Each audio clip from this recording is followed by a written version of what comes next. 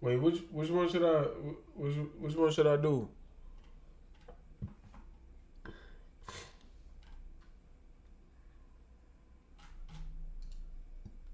Do you know what's really fun? Making a website on Wix. K.I. was one of the most feared shooters in the history of Chicago. The crazy part is, she was just a teenage girl. Here's the wild story of K.I., the female assassin of O Block. K.I. started out as just your average girl. But growing up in a wild city like Chicago, K.I. slowly adapted to her environment. She was exposed to death and violence at a young age after her father was killed when she was only a year old. Those close to her would say that losing her father made her more protective of the people around her. She would also later witness her older brother get killed right in front of her, which would have a serious impact on her growing up. Eventually, she moved to the area around 63rd and St. Lawrence. There, she became good friends with some of the GDs that live in that area and formed a close relationship with Tuka from the STL EBT set of the Gangsta Disciples. In January 2011, Tuka was standing at a bus stop when a dark-colored vehicle pulled up and started letting off shots. He was hit several times and passed away at just 15 years old. It's been rumored that Tuka's death was retaliation for the death of a Black Disciples member named Edric Ty Walker, who was killed back in 2009. Tuka was a well-loved and respected member of the STL EBT. So after he died, they renamed the area around 63rd and St. Lawrence to Tukaville in his honor. Tuka would go on to become world famous after he was dissed by BD rappers like Chief Keef and King Von. With the popularity of drill music, Tuka became one of the most disrespected men in the history of hip-hop, even though he didn't even rap. The disrespect only fueled the already violent beat. Hey yo, what's up?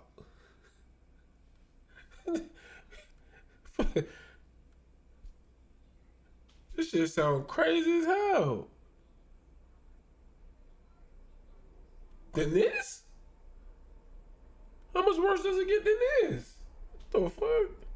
It get way worse, bro. What? What do y'all be watching? This shit. Beef between the GDs from O Block, then called Wick City, and the GDs from St. Lawrence. Tuka's death had a major impact on K.I. She was only about 14 at the time, but had already lost so many people close to her due to gun violence, so she started to go down the wrong path to seek revenge. About 8 months after Tuka's death, K.I. would get her revenge. In August 2011, a high-ranking member of the BDs named Odie Perry was shot on the 400 block of East 64th Street. After Odie was killed, the BDs in Wick City would rename their. Where's all these little niggas getting all these guns from, though? Like, The big homies. they need some new big homies over there. Them big homies ain't got no sense. None. Zippo. I know. I trust me. I know. But these are.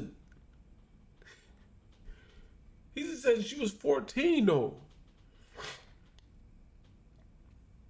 It's crazy. These niggas got pockets filled of them. He had two in his hand, one in his hip, and one in the other. Like, crazy, bro. That's crazy. Hood to O Block in his honor. It's been rumored that K.I. was the one who killed Odie in retaliation for the murder of Tuka. Allegedly, she and her twin brother, FBG Butter, were out on Tuka's birthday looking for ops when they came across OE riding his bike and shot at him. According to rumors, it was K.I. who fired the kill shot. The murder of Odie Perry gained K.I. a lot of street cred in Chicago. At first, it was hard for the BDs to believe that one of their top-ranking members was taken down by a teenage. What that, King Von?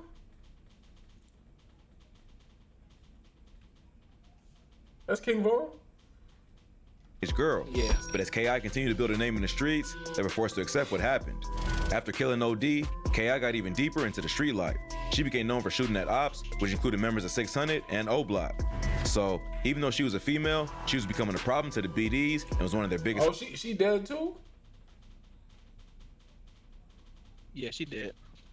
Damn, that shit is crazy. Ops. It seemed like KI got addicted to the lifestyle and would shoot at anyone who threatened her, including other females. It's been rumored that KI one shot at another girl who was the cousin of T-Roy, another high-ranking member of O-Block. His cousin ended up snitching on her, but KI still beat the case due to lack of evidence and remained on the streets. Plus, she was also known to taunt her ops on social media, often taking shots at dead members of O-Block and 600 like OD and Baldy. This would lead to beef online with high-ranking BDs such as King Von. Von and KI were known to taunt each other on social media, all while pretending to flirt. Even though they were enemies, they had mutual respect for each other as fellow savages. Von even once claimed on an A&E documentary about KI that he had a crush on her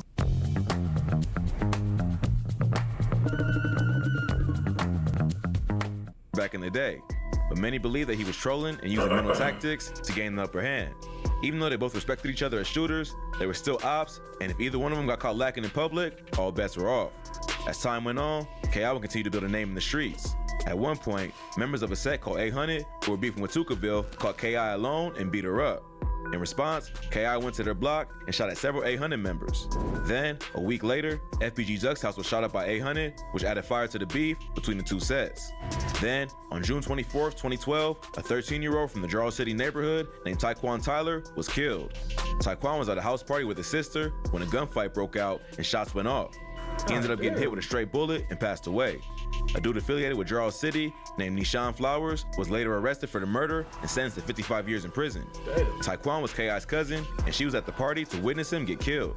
It's been rumored that KI was the one who introduced him to the street life and trained him on how to rob and do drills. His death hit her hard, and she would change her name on Twitter to Taekwon Assassin. She would also help form a set called Taekwon World, who would be for O-Block, 600, and 800. So, KI now had an army behind her to help her take on her ops, and she continued building her rep in the streets. By this point, she was a fierce shooter who was well known by both the ops and the police. At one point, the local news even claimed that she was responsible for killing at least 20 people, a number which isn't confirmed and likely exaggerated, but it shows how well known she was in the city. But somehow, despite this wild reputation, she was never caught by police. None of the bodies she's rumored to have were ever confirmed because the police weren't able to collect enough evidence to bring a conviction. On March 2014, a 19-year-old member of STL EBT, who went by the name Lil B, was killed by police after allegedly pointing a gun at them while he was being chased. KI was also close to Lil B, who was killed on the same street as Taekwon. I don't know. I feel like anybody that get close to Shorty, she might be the fucking Grim Reaper. Just like, what the fuck is going on? And that's at a young age. Yo, that's crazy. Nah, I'd have been like, nah, I'm good, bro. Like, his death turned her heart even colder, and she would change her Twitter name from Taekwon Assassin to No Surrender Lil B. In the weeks following Lil B's death, KI would go on Twitter to vent her feelings and reflect on some of the pain that led her down the path she was on. She would tweet, "Money coming, money going, it ain't like you can take it with you.